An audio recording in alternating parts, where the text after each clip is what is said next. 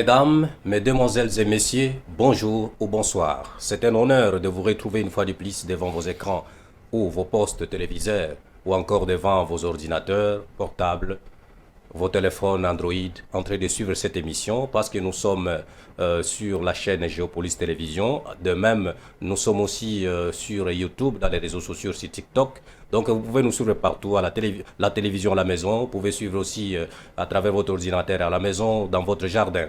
Ici, vous êtes dans l'émission Science et Société. Science et Société est une arène d'échange sur la science. C'est un espace qui vous donne la parole librement de venir vous exprimer et d'exposer votre savoir, votre connaissance par rapport à ce que vous avez appris ou à ce que vous pouvez apprendre au peuple. Aujourd'hui, nous allons parler d'un thème très important. Nous parlerons aujourd'hui des problèmes de l'ESI, le mot de l'ESI, c'est-à-dire le problème qui gangrène le secteur de l'enseignement supérieur et universitaire au Congo. Et comme vous le savez d'habitude, nous invitons toujours un expert, un professeur ou un scientifique qui vient échanger avec nous et qui vient vous parler de ce thème très important qui est en tout cas un thème qui nous attire tous et qui nous intéresse tous. Nous avons pour cela invité pour vous le professeur Jacques Balade Tongonga, qui est un chevronné de l'université de Kinshasa. Il est professeur à l'INIKIN, faculté des lettres et sciences humaines, département de philosophie. Bonjour professeur. Bonjour Alexis. C'est un honneur et une joie de vous avoir une fois de plus sur ce plateau, professeur. Voilà, mesdames et messieurs, c'est avec le professeur Jacques Balade que nous allons échanger sur le thème le mot de l'ESI. Pourquoi ce secteur très important, ce secteur capital est gangréné par autant de problèmes. Il y a des revendications de part et d'autre, il y a des grèves par-ci par-là, des impayements et tout cela nous allons échanger sur ce plateau avec notre invité. Monsieur le professeur, avant que je ne vous pose la première question concernant cette émission, concernant les thèmes d'aujourd'hui, j'aimerais d'abord que vous puissiez dire un mot, vous présenter à notre public. Peut-être il y en a ceux qui n'ont jamais entendu parler de vous et qui pour la première fois, ils entrent en contact avec vous. Qui est le professeur Jacques Balade Tongonga? Merci, monsieur Alexis. Merci à toute votre équipe qui vous accompagne dans la réalisation de cette émission. Je m'appelle Jacques Ngangala Balade Tongamba. Je suis professeur full à l'université de Kinshasa et professeur visiteur à l'université de Mbandaka et à l'Institut supérieur des arts et métiers de Kinshasa. J'assure quelques enseignements comme professeur, je suis enseignant, et plus précisément le cours de philosophie africaine. C'est mon domaine de recherche. J'enseigne aussi le cours d'initiation à la recherche scientifique, avec ses connexes comme histoire et critique des sciences. J'assure aussi le cours de ce qu'on appelait anciennement éducation à la citoyenneté, qui est devenu valeur, principe et symbole de la République. Et enfin, j'assure le cours de la logique et argumentation. Voilà d'une manière brève ce que je peux dire de ma présentation. Oui, professeur, merci beaucoup. Comme vous avez bien dit, vous êtes un philosophe et il est réputé, il est reconnu par tout le monde que les philosophes sont les grands détenteurs de la sagesse. Ce sont eux qui savent analyser la situation de la cité ou de la société et qui trouvent ainsi des problèmes, des solutions à chaque problème qui se pose dans la société. Et raison pour laquelle nous avons fait appel à vous ici, en tant que professeur, en tant qu'expert, en tant que philosophe, si vous pouvez nous dire réellement pourquoi il y a autant de problèmes, autant de divergences, autant de revendications, autant de grèves au sein du ministère de l'enseignement supérieur et universitaire, qui est d'ailleurs un ministère clé parce que c'est là qu'on forme les cadres et les intellectuels de ce pays. Monsieur Alexis, merci beaucoup. Probablement je suis mal placé pour saisir ce problème, puisque je suis à l'intérieur. Donc je donnerai un point de vue relatif un peu à ma position dans l'institution enseignement supérieur universitaire. Mais je voudrais vous donner un contexte dans lequel vous pouvez comprendre d'une manière globale ce phénomène, des difficultés, des problèmes, de tiraillements par-ci par-là au sein de l'enseignement supérieur universitaire. Au fait, les mots de l'issue sont réels. Et ce n'est pas moi qui le dis parce que cela fait l'objet des fameux états généraux de l'enseignement supérieur universitaire qui ont eu lieu à Lubumbashi en 2021 et auxquels j'ai participé. J'étais un des membres. Et à cette occasion, nous avons fait l'état des lieux de l'institution. Nous avons défini les priorités à partir de quelques constats. Quels sont ces constats? Les constats, c'était que les conditions de vie et de travail, vraiment, c'était précaire, devenait précaire au niveau de l'ESU. Un autre problème que nous avions épinglé là-bas, c'est le pléthore des institutions non viables, tant à Kinshasa qu'à l'intérieur du pays, puisqu'on occulte souvent la ville de Kinshasa, on croit que tout ce qui est à Kinshasa a été régulé. Non. La ville de Kinshasa détient aussi des institutions qui sont là en dehors des normes de la loi, en dehors des exigences de la loi. Le troisième élément de constat, c'est l'effectif pléthorique du personnel. On ne le maîtrise pas. On ne le maîtrise pas. Et cela a pour conséquence l'existence de faussaires, de faux enseignants. Des gens qui sont des enseignants, mais qui n'ont pas respecté le cursus académique normal. Et je crois que dans une émission avec le professeur Nguma Binda, vous avez évoqué ce cas-là de qui est professeur. Et je crois qu'il vous a dit comment on devient professeur. Il y a aussi un problème au niveau des textes légaux et réglementaires, puisque j'en ai étudié certains, et il y a des textes qui se chevauchent, qui se contredisent même. Il y a aussi un problème réel qui est un peu crucial, c'est la déconnexion entre le besoin que la société formule par rapport au type d'homme à créer et ce que l'université met à la disposition de la société. Donc vous voyez, il y a d'autres problèmes. Et c'est comme ça qu'aux États généraux de Lubumbashi, on avait voulu saisir le problème pour qu'on puisse trouver des solutions à ça. C'est depuis 2021, Alexis, que les États généraux ont eu lieu. Et on avait arrêté ce qu'on a appelé un plan d'exécution en termes d'urgence. Quels sont ces plans-là? Quels sont ces éléments de ce plan-là? Peut-être que les questions suivantes pourront me permettre de développer cela. Oui, professeur, merci beaucoup. Vous venez d'évoquer là les réformes ainsi que les conclaves que vous avez déjà tenus à Lubumbashi. Il y a autant de réunions qui ont été faites, des travaux auxquels vous avez participé, mais de tout ce qui a été fait, de tout ce qui a été dit, de tout ce qui a été peut-être projeté, qu'est-ce qui s'est réalisé sur le terrain concrètement? Parce que si vous regardez aujourd'hui, professeur, les conditions de vie et de travail des agents de l'enseignement supérieur universitaire ne cessent de se détériorer. Vous allez voir les enseignants, de même que les administratifs, ils ont un salaire dérisoire carrément, parfois même irrégulier. Il n'y a pas de prise en charge médicale ou sanitaire pour le fonctionnaire de l'ESI. Il n'y a même pas une aide sociale qu'on donne aux femmes ou aux enfants de gens qui travaillent là-bas. Et surtout, professeur, vous verrez que les agents qui travaillent au secrétariat général de l'ESI, ils sont peut-être un peu mieux traités que ceux qui travaillent dans les établissements de l'enseignement supérieur et universitaire. Vous allez prendre par exemple un ATB 1 qui travaille par exemple au secrétariat général, il peut vous toucher 1 million, il peut vous toucher 800 000, il peut vous toucher 2 millions ou quoi, mais celui qui est un ATB 1 ou un ATA 1 qui travaille dans un établissement de l'enseignement supérieur universitaire, il vous touche peut-être 234 000 francs, 250 000. Pourquoi cette injustice et pourquoi ceux qui forment le cadre de ce pays sont négligés jusqu'à ce niveau? Alors, Alexis, ces problèmes ne datent pas d'aujourd'hui. Mais peut-être aujourd'hui ça s'est empiré. Ça s'est empiré, certes. Je vous ai dit qu'on a organisé les États généraux pour se saisir de tous ces problèmes que vous évoquez en 2021. Ce qui signifie que bien avant 2021, pour ne pas dire depuis l'époque du régime du maréchal Mobutu, ces problèmes ont existé. Peut-être que l'ampleur qu'a pris ce problème aujourd'hui est d'un autre ordre. Au fait, à Lubumbashi, nous avions dressé un programme à exécuter prioritairement. Et c'était en 8 paliers. Le premier des paliers, c'était le besoin de réformer le programme.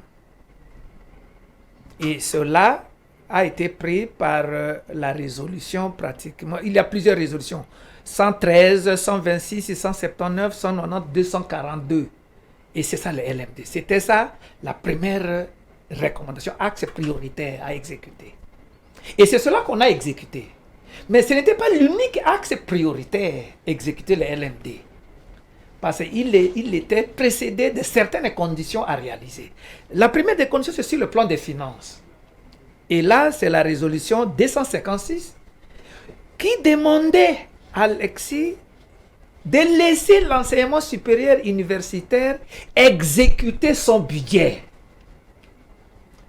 Chaque service national a un budget que le Parlement vote. Nous avons demandé à Lubumbashi qu'on laisse au ministère de l'enseignement supérieur universitaire son budget tel qu'on a voté pour qu'on l'exécute comme tel. Même si le budget représente 0,05%, qu'on nous laisse exécuter les 0,05%. En d'autres termes, on ne l'exécute pas. Et qui Ces exécute médiocres budgets-là, on ne l'exécute pas. Qui exécute alors ce budget? Non, ça, tu connais la réponse. Non, mais Ça, c'est un premier problème. ok. Maintenant, vous remarquez que le pourcentage que je vous donne montre la modicité du budget. Mais naturellement, ça ne peut qu'avoir comme conséquence des graves problèmes de fonctionnement, de rémunération, d'entretien et consorts. Et le deuxième volet dans cette résolution relative aux finances, ça regardait qu'on devrait augmenter ce budget-là. Et c'est la résolution 264 avec la résolution 44. Et nous avions, subsidiairement à ça, demandé à Lubumbashi qu'on supprime les quotités prélevées sur les frais académiques que les étudiants payent. Ok. Chaque frais que l'étudiant paye, une quotité est prélevée par le ministère de l'enseignement supérieur et université. Et voilà pourquoi vous êtes en train de dire que, comment est-ce que pour un même cadre Oui. qui est à l'issue, au niveau du cabinet, il a des primes, alors que le même grade au niveau de l'institution, il est dans des misères. Ah, oui, exactement. C'est ça le phénomène. Donc, vous voyez, je vous ai donné là que si on devrait être logique, depuis 2021, on devrait nous laisser exécuter notre budget. Ce qui ne s'est pas fait et qui ne se fait pas. Et peut-être qu'il ne se fera pas. Non, il ne faut pas être pessimiste, Alexandre. Ça C'est date un depuis, problème de depuis volonté. 2021. Et là, c'est un problème de volonté politique et de volonté des acteurs qui sont là. Ça peut s'exécuter. Un peu de volonté et ça peut s'exécuter. Donc, vous voyez, je vous ai seulement donné ces contextes-là. Exécutez-nous les résolutions des États généraux. Mais on se précipite simplement pour exécuter la mise en place du LMD qui présuppose certaines conditionnalités. Voilà, Alexis, ce que je peux vous dire d'une manière... Vous avez évoqué même le fameux système LMD qui fait couler beaucoup d'encre et de salive. Professeur, pourquoi de toutes ces résolutions, de toutes ces décisions, on s'attelle l'écosystème LMD sans d'abord commencer par résoudre le problème des agents et cadres de ce ministère-là? Parce qu'ils vont enseigner, qui vont corriger les codes, qui vont inscrire les étudiants, qui vont imprimer le diplôme, les bulletins des codes, tout ça. Ce sont ces agents-là, mais qui sont mal payés, qui sont maltraités, mais on s'attaque directement au système LMD. Professeur, est-ce que ce système LMD a sa raison d'être actuellement? Est-ce qu'il en valait la peine pour l'instant de lancer le système LMD? Oui. Il vaut la peine qu'on change le système. Peut-être la question serait posée autrement. Fallait-il nécessairement recourir au système LMD que nous avons importé d'ailleurs, alors que l'enseignement supérieur universitaire a une expérience de système d'enseignement propre, initié par ses propres fils. Nous, on aime toujours copier tout. On aime toujours... les Congolais, ça c'est c'est un constat que je fais. Les Congolais n'aiment pas valoriser ce que son frère, son compatriote avant lui a fait. Exact. Quand il arrive, il dit que ce qui est beau, c'est ce qui est d'ailleurs, pas ce que nous avons fait ici. Et pourtant, nous là, nous sommes formés dans l'ancien système. Vous qui êtes là, vous êtes formés dans quel système? L'ancien système. Et donc vous êtes médiocre? Pas du tout. Mais moi non plus. Donc vous voyez, c'était ça le problème. Donc, posez cette question aux membres du gouvernement. Pourquoi vous avez préféré vous précipiter sur ça et non revenir sur ce que des grands patriotes comme Monseigneur Chibangu, Chichinkou, avec le programme UNASA, qui est son œuvre, que d'autres pays d'Afrique et même du monde ont copié certains aspects de ce programme. Tout ce que ces messieurs-là demandaient, donner un peu de ressources pour qu'on puisse booster, corriger certaines imperfections dans cet ancien système. Non. Voilà pourquoi les politiques, ils ont décidé que nous puissions y aller. Et comme la loi, notre pays a pris cela par une loi, on ne va pas se rebeller contre la loi. On l'exécute. Mais pourquoi ça patauge? Parce qu'on n'a pas fait accompagner cette mise en œuvre d'autres paliers qui devraient soutenir ce programme. Pourquoi je dis que ce programme n'est pas aussi mauvais qu'on le croit? Parce que dans ce programme, on met plus l'accent sur la professionnalisation. C'est-à-dire que l'enfant qui sort de ce système est immédiatement utile dans la société, non pas comme consommateur des emplois, mais comme créateur des emplois, surtout avec le fameux projet Tutoré où on essaie de mettre les enfants ensemble pour concevoir ce qu'ils peuvent faire après les études. Donc voilà, c'est pourquoi je dis que ce système n'est pas que mauvais, mais il a des aspects. Mais qu'on fasse accompagner cela de beaucoup de choses pour que ça soit performant. D'ailleurs, professeur, nous vous promettons que, et nous promettons sur notre public, et que dans les émissions qui vont suivre, nous allons parler de ce thème très important aussi, le système LMD face à l'ancien système. Nous allons inviter un expert ici prochainement qui va aussi nous parler en haut et à large de ce système, les défauts et les avantages de ce système. Vous êtes dans l'émission Sciences et Société, un magazine qui vous parle de la science, de l'importance de la science et ce que la science fait dans la société et ce que la société fait de la science. Nous appelons toujours tous les responsables des centres de recherche, le professeur, les enseignants, les responsables des écoles secondaires et primaires, de même que tous ceux qui gèrent les institutions universitaires, de pouvoir nous appeler à travers le numéro qui est affiché sur le banc de vos écrans, afin que nous puissions réaliser une émission spéciale avec vous, de parler de vos activités scientifiques ou de venir exposer votre savoir ici. Vous êtes un écrivain, peu importe, vous pouvez nous appeler, l'émission est faite pour vous. Et donc, mesdames et messieurs, nous avons reçu pour vous sur ce plateau le professeur Jacques Balade, qui est professeur de l'Université de Kinshasa, précisément en philosophie, faculté des lettres et sciences humaines. C'est avec lui que nous abordons le mot de l'ESI, le problème qui gangrène le ministère de l'enseignement supérieur et universitaire. Professeur, vous venez là d'évoquer le système LMD, le problème des politiciens, leur implication dans la gestion du budget affecté à l'ESI, mais est-ce que le fait que l'enseignement supérieur et universitaire est devenu politique et politisé, au lieu que ça soit politique comme c'est préféré dans les textes et dans les règlements, mais le secteur est en tout cas politisé. Pourquoi? Vous allez voir pour des nominations, par exemple dans telle institution, pour être recteur ou je ne sais pas moi académique ou je ne sais pas moi DG, il faut appartenir à un parti politique, il faut être parrainé par un homme politique, il faut faire allégeance à une autorité morale et c'est ce qui fait aujourd'hui autant de problèmes parce qu'on ne tient plus compte peut-être de la méritocratie, de l'ancienneté ou peut-être des gens qui ont la vision pour gérer les établissements de l'ESU, mais on tient compte de qui est parrainé par qui et qui doit faire allégeance à qui. Comment on peut faire pour dépolitiser le système d'enseignement ainsi que la gestion de nos établissements de l'ESU? Alors, Alexis, vous touchez là au nerf du problème. À Lubumbashi, dans l'état des lieux, nous avons pu mettre la main sur ce facteur-là, politisation des institutions de l'enseignement supérieur et universitaire. Attention, nous ne disons pas politisation dans le sens que les institutions puissent échapper au contrôle du gouvernement ou bien des institutions publiques, non, parce qu'elles font partie des institutions du pays. L'enseignement supérieur est un secteur dans le domaine politique de notre pays. Mais notre problème, c'est quoi? C'est que le gouvernement définit la politique de l'enseignement supérieur et universitaire et il met les moyens à la disposition de ces institutions-là pour que ces institutions puissent fonctionner.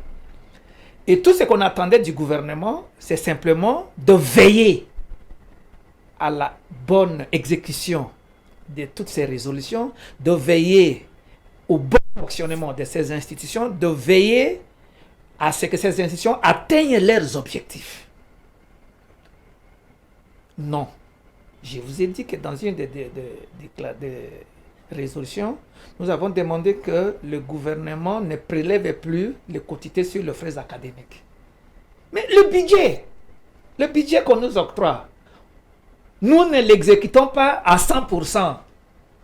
Et cela ne suffit pas, on prélève encore les maigres fonds que nous avons ici et là.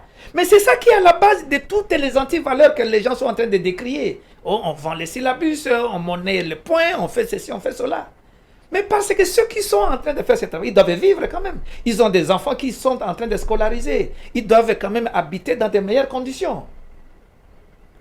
Tout simplement parce qu'aujourd'hui, tout le monde veut avoir sa petite institution dans son village. Même dans des conditions non conformes. J'ai dit bien tout le monde. Sans exception. J'ai dit bien tout le monde. Exactement. Et c'est ça le mal. Y compris même les professeurs eux-mêmes. Mais bien sûr. Beaucoup d'institutions là-bas, les politiciens ne le font pas seuls. Mais ils le font par des personnes interposées qui sont parmi nous. C'est clair. Mais on devait épargner les établissements publics et de cette politisation. C'est-à-dire que, regardez un peu le paradoxe. Le paradoxe, c'est que les établissements privés, certains établissements privés, surtout confessionnels, fonctionnent mieux que les établissements publics. Sur le plan scientifique, ils sont performants. Sur le plan de la gestion, ils sont performants. Sur le plan des conditions de travail et de vie, ils sont plus performants que les institutions publiques. Pourquoi? Parce que ces institutions fonctionnent conformément aux normes qui régissent l'enseignement, disons, les institutions d'enseignement supérieur en général, que ce soit du Congo, RDC, du Congo-Brazza, de l'Amérique, des États-Unis, de l'Europe, de l'Italie, de l'Inde et consorts. Il y a des règles conformes pour que ces institutions puissent produire les résultats qu'on attend d'eux. Donc dans les privés, il n'y a pas la politisation dans la gestion. C'est privé. Oui. Mais ils sont aussi soumis aux conditions que pose l'État. Mais l'État n'agit pas sur ces privés-là comme il agit sur les institutions publiques. Non. Alors, professeur, quel profil exactement pour gérer, pour diriger les établissements de l'ESI? Est-ce que nous devons avoir un ministre technocrate, un bureaucrate, un politicien ou je ne sais pas moi comment, qu'il faut qu'il soit toujours un professeur ou même quelqu'un qui vient en dehors du monde académique et scientifique? D'après votre analyse. Non. Au niveau du ministère de l'Enseignement supérieur universitaire, sur le plan gouvernemental, Oui. non. Tout citoyen congolais qui répond aux conditions que la Constitution donne peut être appelé à diriger le ministère de l'Enseignement supérieur universitaire. Mais quand vous allez quand même diriger quelque chose, vous devez avoir quand même une certaine capacité de comprendre le problème qui seront devant vous dans cette chose. Que ce soit un professeur, que ce soit un non-professeur, mais pour nous, c'est que ces messieurs-là puissent avoir des capacités de pouvoir diriger cette institution. Le problème de profil de la personne, non, il faut nécessairement un professeur. Bon, aujourd'hui, nous avons la chance d'avoir madame qui est une collègue de notre université. Oui. Mais Son nous avons connu aussi, oui, nous avons aussi connu des gens qui n'étaient pas des professeurs, mais qui ont bien travaillé à l'époque. Et ça n'est pas le problème. Le problème est pour nous, et pour moi personnellement, c'est que cette cacophonie dénote d'un problème profond. le problème structurel. Alexis, les problèmes que nous évoquons ici ne touchent pas que le secteur de l'issue. Vous savez, si j'ai dit que c'est un problème structurel, parce que l'enseignement, qui est le domaine de l'éducation, c'est un ensemble. C'est une structure. Et quand on parle d'une structure, c'est une chose qui a des composantes. Et que dans cette composante diversifiée, chaque composante a des fonctions.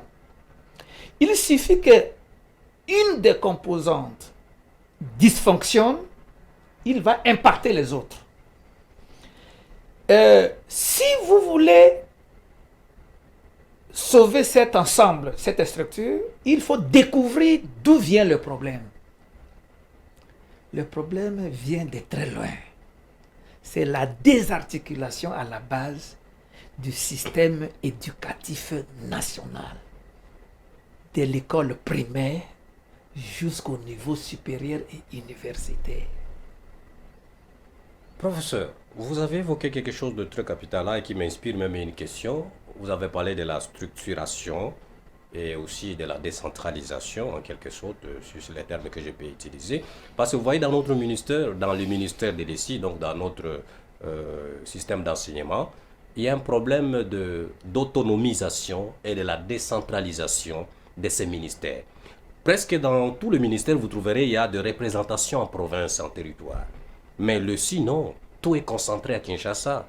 Il n'y a que le ministre qui signe ou c'est le secrétaire général qui signe. Mais bon, qu'est-ce qu'il faut réellement pour qu'on puisse... Qu'est-ce qui empêche qu'on décentralise, qu'on puisse autonomiser, que ce soit l'administration, le budget, l'enseignement, tout ça, qu'on puisse au moins donner aussi d'autonomie aux provinces afin qu'ils fonctionnent normalement. Là aussi, c'est un autre problème. Oui, mais là, je ne suis pas d'accord avec vous pour le secteur de l'issue. Ok. J'ai toujours posé une question. Faut-il que tout le monde aille à l'université, Alexis? Faut-il que, pour que ce pays vive et fonctionne, il faut que tout le monde aille à l'université? On a besoin de techniciens aussi. Non, non seulement on a besoin de techniciens. Mais comment est-ce que ceux qui m'ont donné cours à l'école primaire, ils ont fait l'université? À mon époque, non. Ils avaient la qualification à leur niveau sans avoir été à l'université. Et ils ont produit des hommes que vous et moi nous sommes. C'est aussi ça un des problèmes.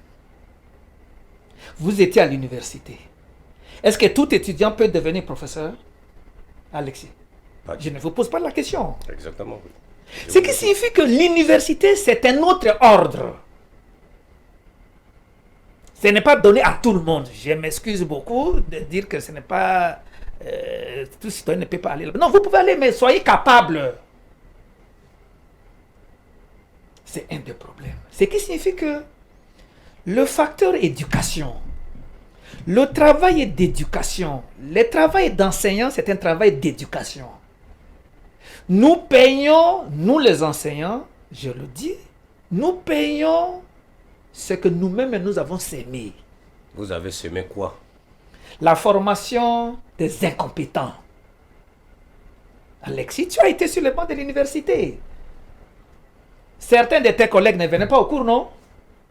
Mais ils ont réussi quand même. Mais ils ont réussi. Il y en a même ceux qui ont fait des distinctions. C'est nous. Et ceux qui ont réussi dans des conditions que vous décrivez viennent à la politique et deviennent notre chef. Vous voyez ce que ça donne? Et ils doivent vous écraser. Mais voilà. Donc, en quelque sorte, professeur, ce que vous vivez, vous, le professeur d'université, nous en vous, les sommes enseignants, en partie responsables. et c'est aussi une vengeance sur vous. Probablement. Et comment remédier à cela alors? Mais c'est-à-dire que nous devons donner de la valeur à notre métier. Mais je vous ai posé la question sur la décentralisation et l'autonomisation C'est pour du dire ministère. c'est pour dire ceci, Alexis, que si l'enseignement supérieur et universitaire fonctionnait très bien en termes de structure, le problème d'avoir des services connexes à la province ne se poserait pas. Ne se poserait pas. Là, les choses seraient automatiques, puisque par le passé, ça fonctionnait un peu. Mais on n'avait pas toutes ces représentations.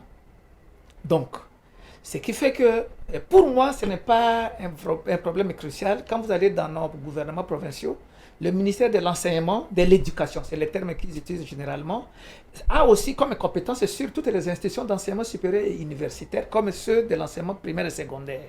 C'est au niveau de Kinshasa, que le gouvernement central, que tout est pris par le gouvernement central. Mais là, ils sont aussi représentés. Mais j'ai entendu que la ministre avait procédé déjà à une réforme. Il y a des nouvelles lois qui ont été déjà lancées pour que on décentralise et on autonomise les provinces par rapport au fonctionnement des lycées. On doit nécessairement affecter ou envoyer la plupart des agents qui font la pléthore au secrétariat là-bas dans des provinces. Mais on ne sait pas pourquoi ça traîne jusqu'à présent, parce que ça date, je pense, d'une année ou 2 ans déjà, cette loi. Oui, là peut-être je n'ai pas plus de détails sur ce que Madame la ministre fait, mais ce que je sais, c'est le constat même que nous avions fait aussi à Lubumbashi, c'est que presque tous les professeurs sont concentrés dans certaines agglomérations, principalement dans les chefs-lieux de province. Nous prenons Kinshasa, Lubumbashi, Kisangani, Goma, Matadi, Bukavu et consorts. Les autres entités, comme dans les anciens territoires où il y a aussi ces institutions, les gens n'aiment pas y aller. Et là, vous trouverez, ce sont des assistants et des chefs de travaux qui enseignent comme de professeurs, mais qui sont le mal payés. Malheureusement, ces institutions sont prises en charge par ces corps scientifiques qui, dans les dernières décisions ici que j'apprends, on les soumet à des grandes pressions pour vite terminer leurs recherches. Sans leur payer même le frais. Dans quelles conditions ils vont le faire? Ce sont des pères de famille, ce sont des gens qui ont passé toute leur vie pour être au service du pays à travers leurs prestations et brutalement, on veut les déstabiliser. Non, je ne suis pas de cet avis. Mais c'est certains de vos collègues professeurs qui les considèrent comme des étudiants à vie et donc ils ne méritent pas un salaire ni une prime digne. Est-ce que c'est normal? À qui la faute? Vous voulez qu'ils aillent voler l'argent pour faire la thèse? Qu'ils aillent cambrioler des maisons? Truander des gens? Mais donnez-leur les moyens. Voilà pourquoi nous avons dit aux États généraux qu'on devrait donner des primes de recherche. Mais les primes de recherche, c'est pour qui? C'est d'abord pour les corps scientifiques. C'est d'abord pour les corps scientifiques, pour leur permettre de faire leurs recherches. Et si vous ne le faites pas, Alexis, vous voulez qu'on fasse quoi? Ce sont des contradictions. Professeur, il y a vraiment un bras de fer presque régulier et que nous vivons de temps en temps ici au Congo entre le corps scientifique et académique et le politicien. Pourquoi il y a vraiment un mésentente, on dirait le chat et la souris, entre le professeur et le politicien? Il y a toujours des revendications de marche et de grève, mais pourquoi vous ne pouvez pas vous entendre avec le politicien ou les autorités qui nous gouvernent? Vous vous regardez en chien défaillant, c'est pourquoi? Non, nous ne sommes pas en guerre contre les politiciens. Parce que j'en fais partie, je suis professeur. Nous revendiquons nos droits. Nous revendiquons nos droits. Et pourquoi ça nous fait très mal de revendiquer ce droit et que ceux auprès de qui nous portons ces revendications nous regardent sans état d'âme? C'est vraiment assassin pour le pays. En quelque sorte, ces gens-là ne veulent pas que demain, notre pays soit tenu par des jeunes formés. En nous décourageant, ils veulent que nous puissions baisser le bras afin que les enfants ne puissent pas recevoir les connaissances nécessaires, les capacités nécessaires, les compétences nécessaires pour que demain, ils assument aussi les tâches que nous sommes en train d'assumer aujourd'hui pour le pays. C'est dangereux, cette attitude-là de ceux qui nous gouvernent. Ils travaillent contre la nation. Donc nous n'avons rien contre eux. C'est eux qui ont leurs problèmes, peut-être avec nous. Peut-être parce que nous ne leur donnons pas l'occasion de venir entrer dans notre corps comme un corps qui est sans loi. Non, pour entrer dans le corps professionnel, il y a des conditions, il y a des exigences. On n'y entre pas comme on entre dans sa chambre. Il y a des conditions pour y faire. Et s'ils veulent nous faire souffrir pour ça, mais ils sont en train de mettre en péril l'avenir du pays. Parce que si nous n'enseignons pas, qui va enseigner? Alexis. Un de nos philosophes, Platon, a essayé d'interpeller les éducateurs. Et dans un petit texte de la politique, il a dit que si les cordonniers athéniens faisaient mal leur travail, les Athéniens ne seront que mal chaussés. Mais si les éducateurs font mal leur travail, ils créent des ignorants qui vont amener la patrie à la ruine. C'est ça. Donc, on voudrait nous pousser à créer des ignorants qui demain vont nous gouverner. Et le résultat, ce sera quoi? La catastrophe, la ruine. Donc, professeur, les politiciens vous envient, les politiciens voudraient être comme vous. Et ils veulent tous devenir professeurs. Parce qu'il y a des règles strictes, et c'est pourquoi alors pour vous humilier, vous ridiculiser, ils ne veulent pas bien vous payer. Si j'ai bien compris. C'est ça, exactement. Et voilà, professeur, merci beaucoup. Mesdames et messieurs, merci pour votre particulière attention. La régie nous signale que nous sommes arrivés à la fin de cette émission. Comme vous le savez, cette émission est diffusée chaque vendredi à partir de 20h35 et rediffusée chaque dimanche à partir de 18h15. Vous pouvez aussi nous suivre à travers notre chaîne YouTube Géopolis TV. Nous allons aborder un nouveau thème prochainement et nous vous disons grand merci et portez-vous bien. À la prochaine.